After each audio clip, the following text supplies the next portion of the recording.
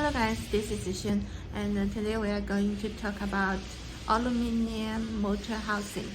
Aluminum motor housing was widely used in the automobile and our home applications, and because of the aluminum is lightweight and easy to be machined, so aluminum motor housing is widely used.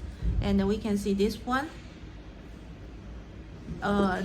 This was made by aluminum die casting. And after die casting, we need to machining the bearing hole and the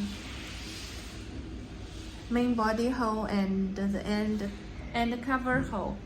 And the concentricity of these three holes are very important. Motor housing made by die casting, you can have many different details. You can customize all the holes, all the heat sink.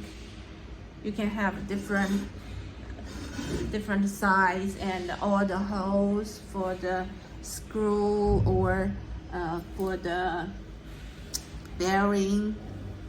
And also we have other like this one is a small motor housing, also made by die casting.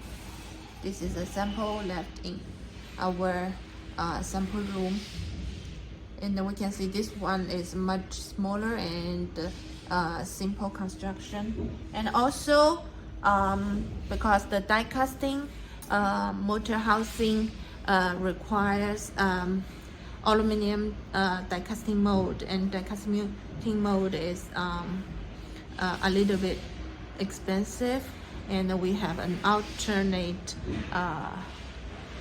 option, like we can use the extrusion, aluminum extrusion. This also can use for the aluminum motor housing. And because it's an extrusion, so it cannot have those different details on the main body, but we can use like machining to make holes or the cover shapes. You can see this one.